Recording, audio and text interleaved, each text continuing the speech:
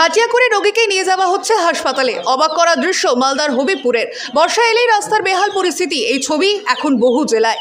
তবে এই বেহাল রাস্তার জেরে যেখানে সাধারণ মানুষকে হয়রানির শিকার হতে হয়, এবার অসুস্থ রোগীকে কেন্দ্র করে চাঞ্চল্য ছড়ালো গোটা মালদা জুড়ে। মালদার হবিবপুরের শ্রীরামপুর এলাকার বেহাল রাস্তা, আর সেই রাস্তা দিয়ে রোগীকে হাসপাতালে নিয়ে যেতে হিমশিম খেতে হলো পরিবারের সদস্যদের। রাস্তার বেহাল দশার কারণে কোনো অ্যাম্বুলেন্সই ওই রাস্তায় ঢুকতে পারে না, যার জেরে অসুস্থ রোগীর প্রাণ বাঁচানো দায় হয়ে পড়েছে। এবার খাটিয়ায় করে হাসপাতালে নিয়ে যাওয়া হলো এক রোগীকে।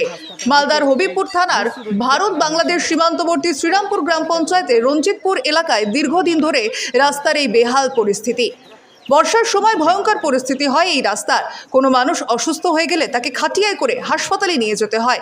রানীর শরীর নামে এক বৃদ্ধা কিছুদিন আগে অসুস্থ হয়ে পড়ে। কয়েকদিন আগে তাকে খাটিয়ায় করে একটি বেসরকারি হাসপাতালে নিয়ে যায় পরিবারের সদস্যরা। আবার সেখান থেকে তাকে বাড়িতে নিয়ে আসা হয়, আর সেই ছবি সোশ্যাল মিডিয়ায় ভাইরাল হয়ে পড়ে।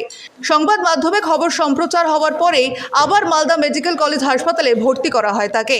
আজ তার মৃত্যু হয়। রাস্তা ভালো থাকলে তো পরিস্থিতি খারাপ হতো না, গাড়ি ঘোড়া যাচ্ছে না, তো ওই জন্য প্রবলেম বেশি হয়। অন্যদিকে এই রোগী মৃত্যুর জেরে শুরু হয়েছে রাজনৈতিক তরজাও। রাস্তার বেহাল দশায় তৃণমূল বিজেপির একে অপরের ওপর কাদা ছোড়াছুড়ি। বিজেপির অভিযোগ এই মৃত্যুর জন্য দায়ী তৃণমূল। অন্যদিকে তৃণমূলের তরফে পাল্টা দাবি করা হয়েছে সবটাই বিজেপির দায়। বিজেপির আওতায় এই গোটা এলাকা, তারপরেও সেখানে কোনো কাজ হচ্ছে না।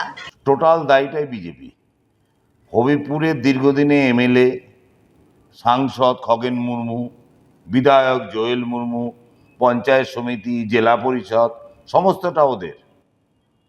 কেন এতদিন এই জায়গায় কাজ হয়নি? কোথাও পশ্চিমবঙ্গ সরকার ঢেলে টাকা দিচ্ছে সব জায়গায় গ্রাম উন্নয়নে, কেন্দ্রের এত বঞ্চনা সত্ত্বেও কেন এখানে কাজ হয়নি?